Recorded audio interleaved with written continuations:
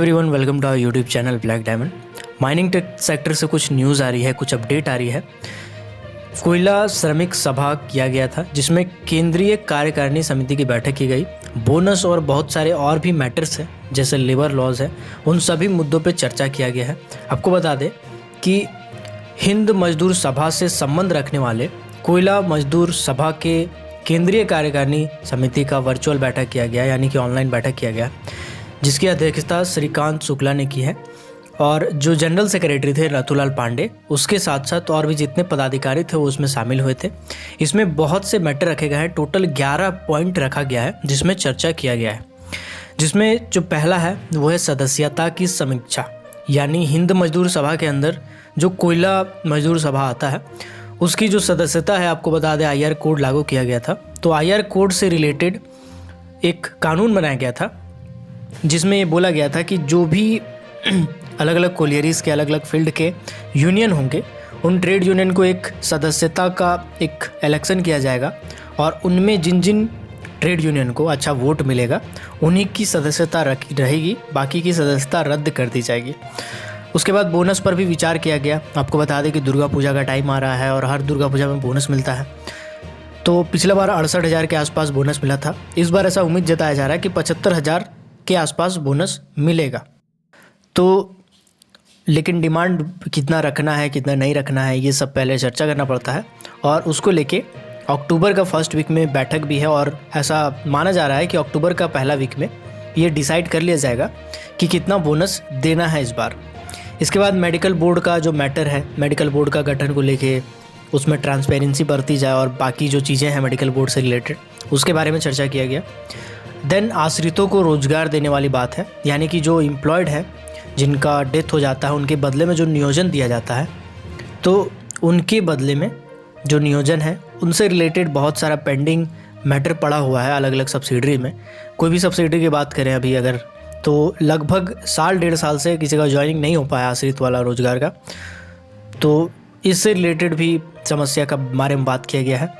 Gratuity और pension भुगतान में देरी हो रही है, इसको लेकर भी बात किया गया है। यानी जो ग्रेजुएटी है रिटायरमेंट के बाद जो दिया जाता है और पेंशन है जिसको हर महीना दिया जाता है रिटायरमेंट के बाद, इसमें ऐसा देखा जा रहा है कि अनियमितता है, यानी कि रेगुलरिटीज़ नहीं है।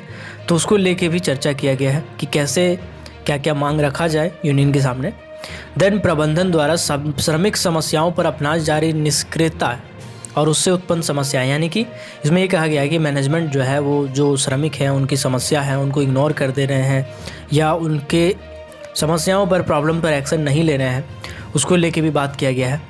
और श्रमिक विरोधी 4 लेबर कोड है उससे के बारे में भी बात किया गया है, चर्चा किया गया है। तो श्रमिक विरोधी जो लेबर कोड है उसमें बहुत सारे लेबर कोड में जो नया लेबर कोड जारी किया जा रहा है उसमें बहुत सारे प्रॉब्लम्स हैं यूनियन को, जिसमें सबसे पहला तो ये हो गया कि 12 घंटा आपको ड्यूटी करना पड़ेगा। 8 घंटा अभी ड्यूटी करना पड़ रहा है, उसकी जगह पे आपको 12 घंटा ड्यूटी करना पड़ेगा, हफ्ता में 3 दिन ड्यूटी करना पड़ेगा। ऐसे करके फिक्स किया गया है टाइमिंग को। और इसके बाद ग्रेजुएटी आपका और पेंशन जो है वो बढ़ सकता है, लेकिन सैलरी जो है वो घट सकता है। ये भी एक लेबर कोड में प्रॉब्लम चल रहा था, क्योंकि आपको बता दें कि जो आपका सैलरी होता है हर महीने का, उसी सैलरी में से कुछ PF और ग्रेजुएटी कटता है। अगर ये वाला जो 12 घंटा का टाइम इंटरवल है, अगर ये ड्यूटी कर दिया जाता है तो इससे क्या होगा, ग्रेजुएटी और पेंशन जो है उसको भी थोड़ा ज़्यादा कटने का आसार है, जिसके कारण आपका जो सैलरी है वो उसमें ज़्यादा कटौती होगी और सैलरी आपका कम हो जाएगा। इसके बाद 27 सितंबर 2021 को भारत बंद का प्रस्ताव ऐसा रखा गया है। अब देखते हैं ये कितना कारगर हो पाता है, क्योंकि बहुत सभी यूनियन का इसमें जो सोच है वो बराबर होना चाहिए भारत बंद वाला।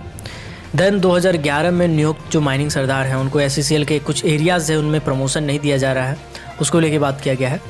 फिर डिस्टेंस हाउसिंग नीति के तहत निर्मित जो मकान है उनकी गुणवत्ता के बारे में, क्योंकि इसमें कुछ सवाल उठ रहे हैं। और संडे ड्यूटी को लेके प्रबंधन का पक्षपाती रवैया, यानी कि बहुत से ऐसे कोलियरीज़ हैं अलग अलग सब्सिडरीज़ में, उनमें ऐसा देखा जा रहा है कि जो संडे है वो संडे में एक्चुअली होता है डबल हाजिरी मिलता है। अगर आपको पता होगा तो संडे में डबल हाजिरी मिलता है, और उसमें से अभी चूँकि बहुत सारा संडे को में कटौती किया गया है, इसके लिए शिफ्ट बाय सीट और एक रोटेशन चलता है एम्प्लॉयज़ के बीच में, जो सुपरवाइज़र होते हैं उनके बीच में एक रोटेशन चलता है और उसी रोटेशन के हिसाब से उनको संडे ड्यूटी दी जाती है और उस संडे ड्यूटी में डबल अलाउंसेस, डबल चार्जेज उनको मिलती है। लेकिन ऐसा देखा जा रहा है कुछ एरियाज़ में कि कुछ लोगों को ये चीज़ मिल नहीं पा रहा है, अवेल नहीं हो पा रहा है और कुछ लोग ही इसका ज़्यादा फ़ायदा उठा पा रहे हैं, यानी वो उनको ज़्यादा संडे मिल जा रहा है, बाकी लोगों को कम मिल रहा है। तो इसको लेकर भी चर्चा किया गया है। तो इसमें जो मेन मुद्दा रहेगा वो बोनस पर विचार, क्योंकि ये डिपेंड करता है कि जितना यूनियन डिमांड रखेगी उसी में कुछ चर्चा किया जाएगा और उसी से कुछ फिक्स करके वैल्यू दिया जाएगा। और उसके बाद इसमें IR कोड का जो जिक्र है ये भी एक बड़ा मैटर है, संडे ड्यूटी वाला एक बड़ा मैटर है। हालांकि सभी बड़े मैटर हैं लेकिन ये 3-4 जो है वो प्रमुख हैं। तो आपको क्या लगता है कि क्या हो सकता है आने वाले टाइम में? आप कमेंट सेक्शन में कमेंट करके ज़रूर बताइएगा। तो मिलते हैं अगले वीडियो में, तब तक के लिए keep watching, keep supporting, till then जय हिंद।